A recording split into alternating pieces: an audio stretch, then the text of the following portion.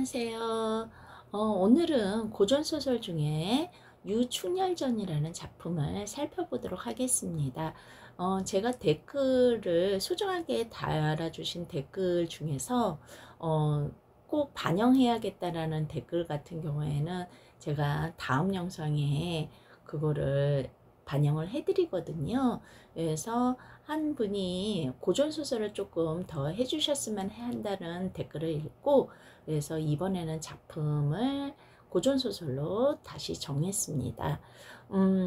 유충렬전이라는 작품이 검정고시에 출제되기 전까지 출제 경향은 고전소설 작품 같은 경우에는 이른바 늘 나오던 작품이 나오는 경향이 많았어요. 그래서 뭐 춘향전이라든지 심청전이라든지 허생전이라든지 뭐 박시전도 여러분들이 중졸 때 다루기는 했지만 이런 작품까지도 고졸에 이렇게 나오기도 했었거든요.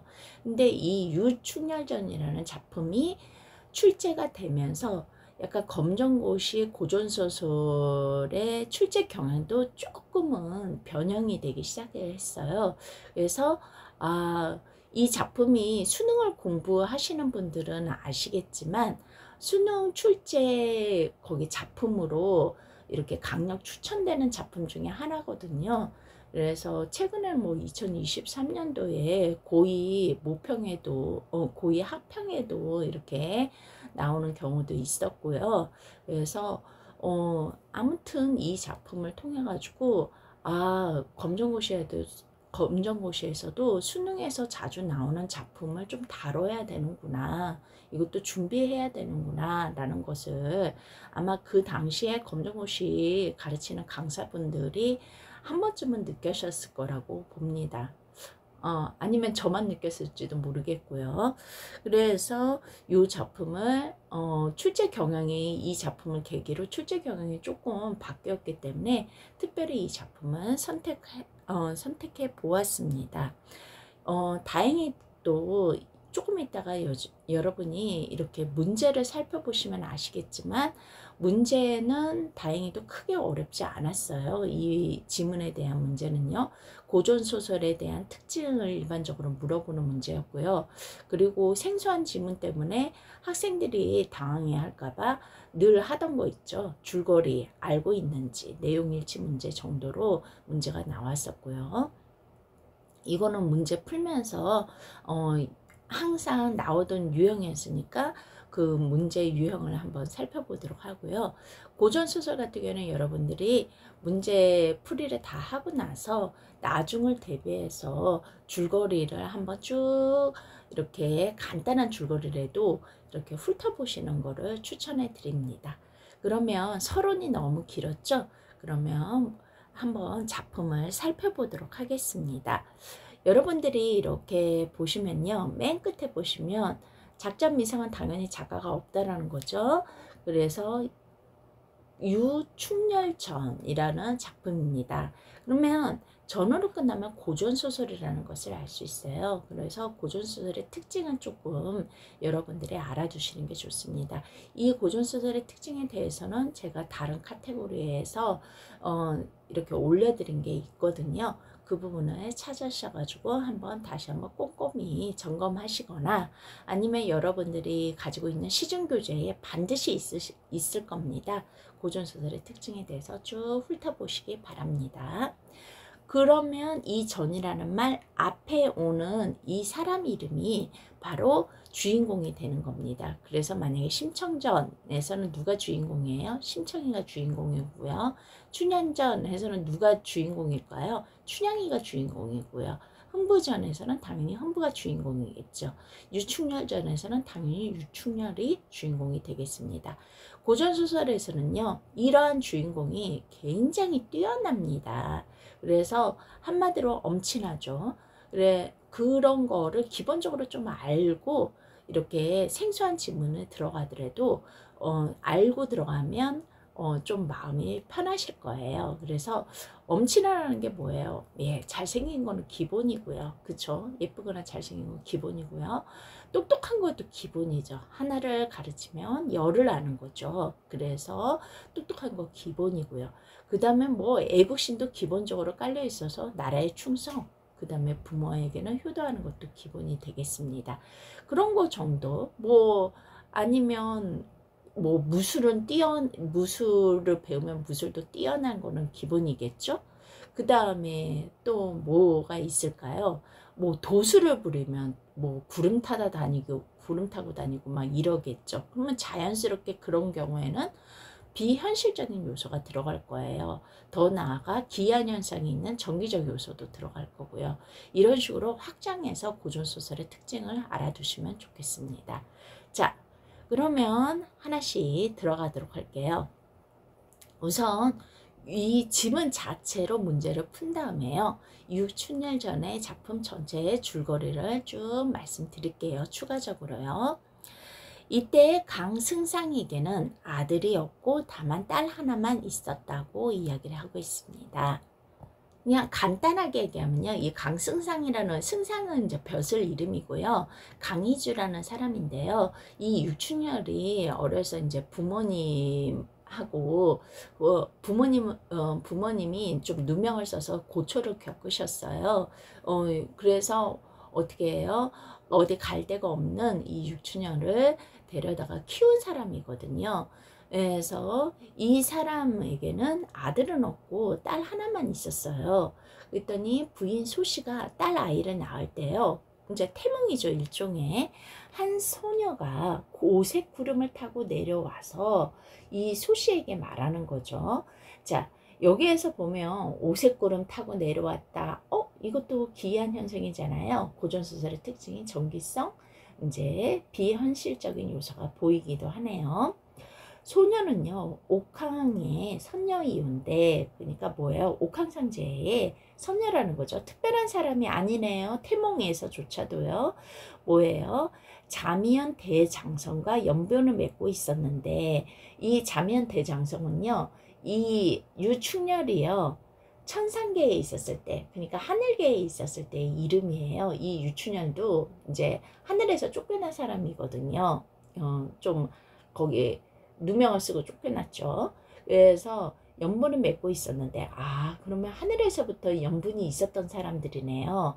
옥황께서 소녀를요, 강씨의 집안으로 보내기에 왔으니 부인은 불쌍히 여겨 주시옵소서. 한마디로 뭐예요?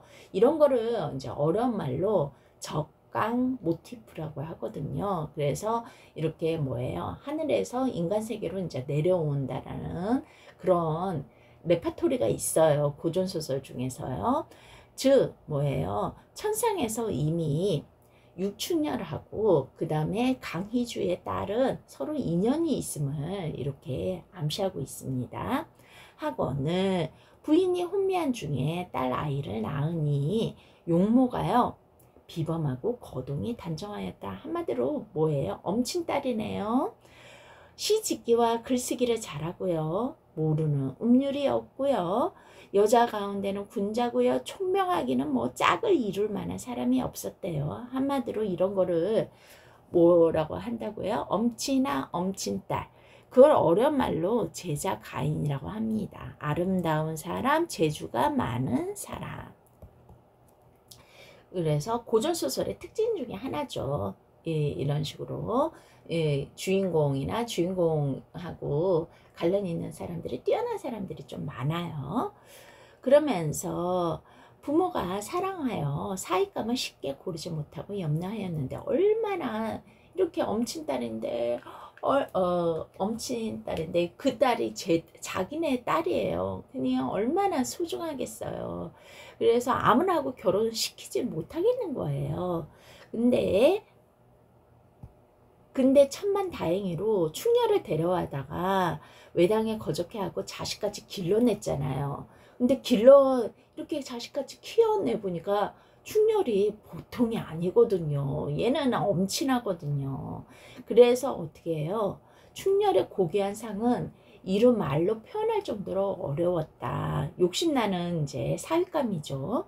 그러면서 부기장롱은 대적할 사람이 없고 영운 중걸은 망고의 제일이었다. 한마디로 뭐예요? 재주와 슬기는 매우 뛰어났으니 뭐 더할 나위가 없죠. 내 아들같이 키운 충렬이하고 내 딸인 내 딸하고 결혼시키면 딱이잖아요.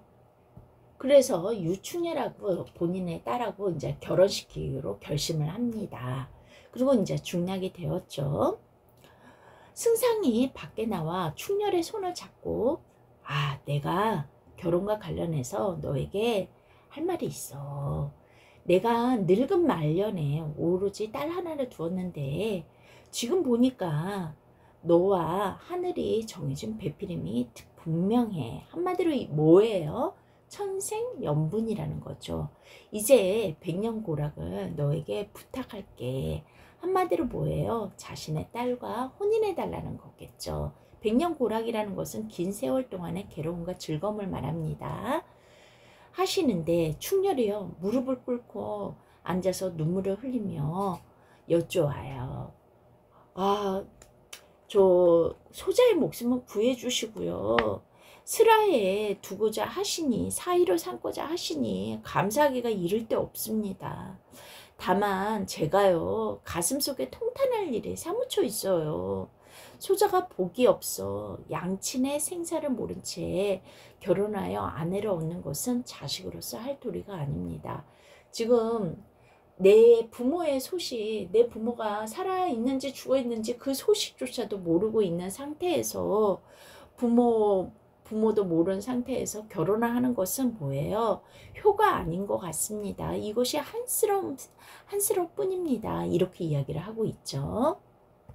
승상이 그 말을 듣고 슬픔에 젖어서 충렬의 손을 잡고서 말을 합니다. 이 사람아, 이것은 때에 맞춰 임기응변으로 일을 처리하는 방법이다 라고 얘기를 했어요.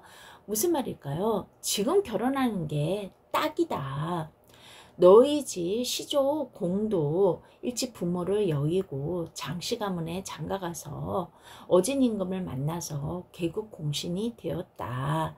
조금 더 서러워하지 말아라. 그러니까 예를 들은 거죠. 너희 시조인 공도 뭐예요?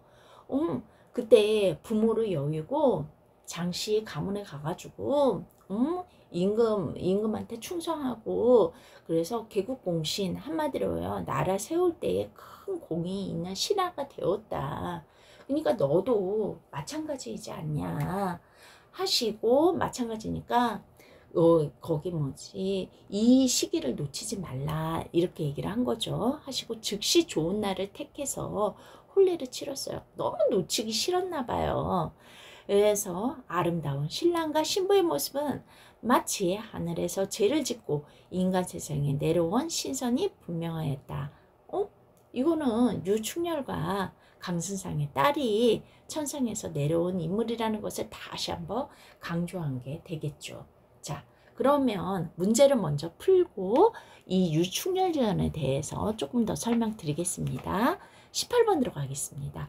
윗글에 대한 설명으로 적절하지 않은 것은 이라고 했습니다.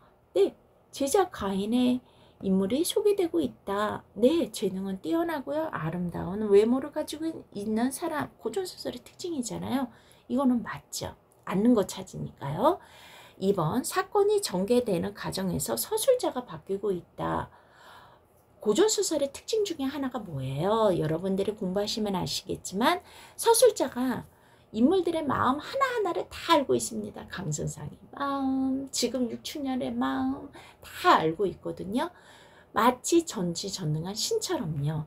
그래서 고전소설의 특징은 3인칭 전지적 작가 시점입니다. 작가가 모든 등장인물의 심리를 다 알고 있어요. 지금 역시나 이 유충렬전에서도 작가가 다 알고 있습니다. 서술자가 바뀌고 있지 않아요. 그러니까 답은 2번입니다. 3번, 인물의 성격이나 특성을 직접적으로 제시하고 있다. 네, 작가가 다 아니까 지금 충렬에는 엄친아입니다. 승상의 딸은 엄친딸입니다. 지금 뭐예요? 거기 강승상은 충렬이를 강렬히 원하고 있습니다. 이런 식으로 직접 제시하고 있습니다. 네, 맞습니다. 기이하고 비현실적인 요소가 드러나고 있다. 아까 뭐 이제 태몽 꿈속에서 뭐예요? 뭐 선녀가 나타나더니 선녀가 나오더니 막 이야기를 하고 있죠. 정기적이고 비현실적인 요소 나타난 건 맞습니다. 그래서 고전소설의 특징만 알고 있어도 충분히 풀 수 있는 문제입니다. 그 다음에 19번 들어가겠습니다. A에 나타난 충렬의 가치관으로 가장 적절한 것은? 이라고 했습니다. 그러면 한번 볼까요? A에 뭐라고 했습니까? 아, 정말 저 돌봐주셔서 감사한데요. 제가 부모님 생각하면 눈물이 앞을 가립니다. 이렇게 얘기를 하고 있죠. 양친 부모님 얘기하고 있죠. 그러면 볼까요? 뭐예요? 네, 답은 2번입니다. 부모에 대한 자식의 도리를 다해야 된다라고 얘기했죠. 자, 그러면 20번을 보겠습니다. B에서 충렬을 설득하기 위한 강승상의 말하기 방식은 무엇이었습니까? 역시 내용 파악 문제네요. 뭐라고 그랬어요?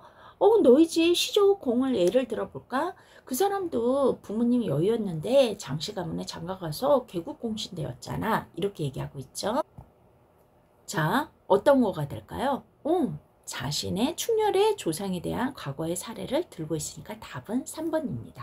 문제는 19번하고 20번은 거기 내용 줄거리만 이해를 하면 충분히 풀 수 있는 문제였고요. 18번 문제 같은 경우에는 고전소설의 특징을 알고 있으면 쉽게 풀 수 있는 문제였습니다. 문제 자체는 그다지 어려운 부분은 아니었습니다. 그러면 이번에는 유충렬전에 대한 전체적인 내용을 조금 추가적으로 말씀을 드릴게요. 우선 줄거리는요. 여러분들 명나라하고 청나라가 명나라 멸망한 다음에 청나라가 세워졌잖아요. 그래서 그거를 이제 중국 소설 배경을 좀 대충 중국의 역사적 배경을 대충 안 다음에 들어가시면 더 도움이 되실 거예요. 옛날에 이제 명나라 사람인 유심이 바로 유충렬의 아버지거든요. 유심이요. 이 사람도 어렵게 정성을 들여가지고 치성 끝에 아들 충렬을 얻게 되었어요. 그런데 이 사람이 이제 정적의 모함에 의해서 정치적인 이제 적이 되겠죠. 그 사람 이름이 정한담이라는 사람이거든요. 모함에 유심은 귀양을 가게 됐고요. 유심의 이제 엄마하고 그 다음에 그 유심 모자는 불로 살해하려고 했는데 실패하게 되었어요. 그래서 유충렬은 이제 고난을 겪다가 은퇴한 재상인 강희주를 만나가지고 사위가 이제 되는 게 바로 아까 부분이 되겠죠. 강희주 역시 이제 모함을 받아서 귀양을 가게 됩니다. 그래서 가족들이 흩어지게 되죠. 한편 이제 명나라를 도와주러 간 이 정한담이요. 이 사람이 아주 그냥 박쥐 같은 인간이에요. 그래서 원래는 명나라를 도우러 갔으면 명나라 입장에서 막 싸워야 되잖아요. 근데 항복을 하게 되죠. 그러면서 오히려 명나라를 다스리는 천자, 황제를 위협하게 됩니다. 이때 충렬이 짠 나타나가지고 이 명나라 천자를 구해주지요. 그리고는 정한담, 반란군은 부수고요. 정한담을 잡아요. 이후 거기 뭐죠? 청나라의 왕인 호황에게 잡혀간 황족 가족들을 다 구출해줘요. 그리고 유심도 구해주고요. 강희주도 구해주고요. 그래서 어머니도 찾고요. 자신의 아내도 이제 막 아내하고도 헤어지고 그랬거든요. 아내도 찾고 그래서 부귀영화를 누리게 됩니다. 고전소설의 특징 중에 하나가 뭐예요?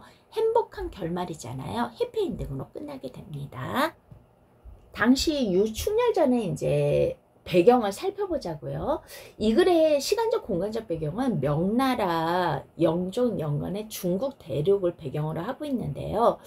이렇게 다른 고전소설처럼요. 현실감이 없는 과거의 시간과 익숙하지 않는 배경을 삼은 것은요. 소설적 상상력을 발휘하기 위한 거예요.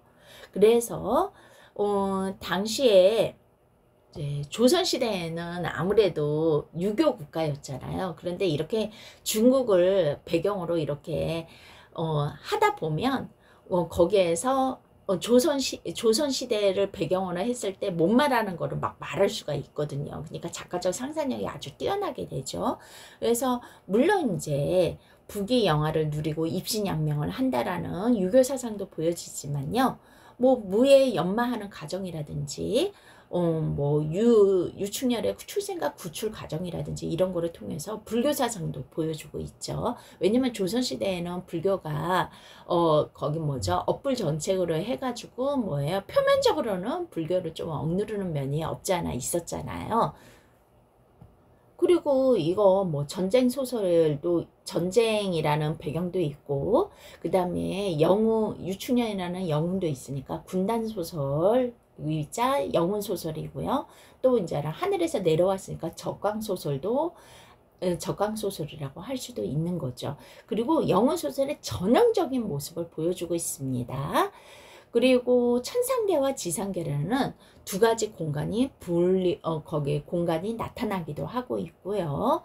그 다음에 당연히 거기 뭐죠? 고전소설의 특징인 정기적, 비현실적, 우연적, 영웅적 모습도 보여주고 있습니다. 그리고 이게 영혼소설이라고 했잖아요. 영혼소설의 구조는요. 일반적으로 혈통은 아주 고귀한 혈통을 타고나고요. 출생도 특별한 출생을 하게 됩니다. 그리고 능력은 엄친아라고 그랬잖아요. 비범한 능력을 가지고 있고요. 그런데 그 비범한 능력을 그냥 발휘하는 게 아니라 온갖 고난과 시련을 통해서 구출되고 양육되어서 성장하고요. 그 성장 후에 또 위기가 닥치면 그것을 극복하고 승리하는 이런 구조로 이루어지고 있습니다. 이러한 면이 이제 외적이 침입이 되고 이제 아까 악당 정원당의 반역으로 국가적 위기를 만났을 때 유충렬이 뭐예요? 명나라 천재를 구하는 부분이 이렇게 나타나게 되죠. 그래서 간단하게 유충렬전 줄거리까지 말씀을 드렸고요. 고전소설의 이제 고전소설의 특징까지 맞물려서 이야기를 해드리면서 이런 식으로 기존에 나타났지 않은 생소한 고전소설이 나왔을 때 대처 방법도 간단하게 말씀드렸습니다. 너무 당황하시지는 않으셔도 돼요. 왜냐하면요. 시험 때 본인이 열심히 공부했는데 본인이 처음 보는 소설 작품이 나왔다, 고전소설 작품이 나왔다라는 것은 다른 수험생도 똑같이 그렇게 느낀다라는 거예요. 이 말은 출제위원들도 수험생들이 그럴 수 있다라고 생각하기 때문에 문제의 난이도를 아주 어렵게는 내지 않습니다. 그래서 전반적인 내용 파악 문제라든지 지문을 보고 충분히 읽을 수 있을 정도의 그런 수준의 문제를 나오는데요. 대신 익숙하지 않은 말투들이 나올 거 아니에요. 옛날 소설이다 보니까요. 그런 것은 여러분들이 공부를 하시면서 다른 작품을 공부하시면서 좀 익숙해지시는 게 도움이 좀 될 겁니다. 오늘은 좀 제가 사설이 많았는데요. 좀 더 많은 것을 알려드리고 싶은 마음에서 조금 이야기가 길어졌습니다. 아무튼 더운 날씨가 계속되고 있는데요. 여러분들 더위 먹지 마시고 앞으로 있을 8월 시험을 대비해서 열심히 공부하시길 바라겠습니다. 수고하셨습니다.